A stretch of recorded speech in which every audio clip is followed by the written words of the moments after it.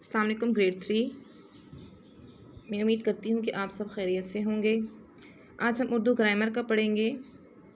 कल हमने इसमें पढ़ा था कि लफ्ज़ और उसकी किस्में, ठीक है। तो लफ्ज़ की दो किस्में होती हैं, कलमा और मुहम्मल। कलमा वो होता है कि जिसके कुछ मानी हो, और मुहम्मल वो होता है जो अपने कोई मानी ना रखता हो, वो कलमे आए तो, ठीक है ना। तो आज हम पढ़ेंगे कि कलमा की कितनी किस्में होती हैं, ठीक है ना। नेक्स्ट टॉपिक है हमारा, पेज नंबर 5 है आपका।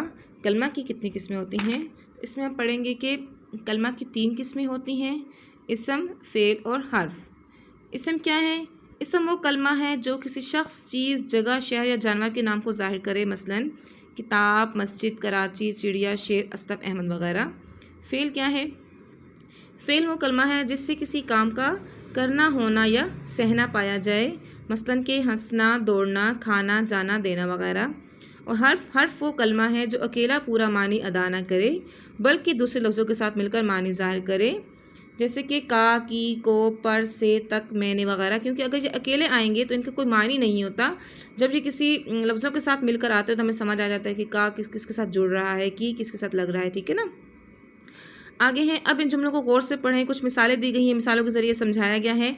जुमले हैं हमारे, बढ़ाई ने मेज़ बनाई, असलम ने कलम ख़रीदा, शेर ने जानवर को खाया, साकिब कराची में रहता है, कॉपी पर लिखो, मुर्गी का घर सहन में है। तो इसमें क्या बताया गया है कि इन जुमलों में इसम क्या है, फ़ेल कौन है और हर्फ कौन सा है, ठीक है ना। तो देखें, बढ़ाई ने मेज़ बनाई, तो इसमें बढ़ाई जो है वो इसम है और मेज़ भी इसम है, और बनाई फ़ेल है। हर्फ क्या है इसमें, ने। तो आगे पूरी इस तरह मिसालें दी गई हैं जिनके ज़रिए आप समझ सकते हैं इनको पढ़ के।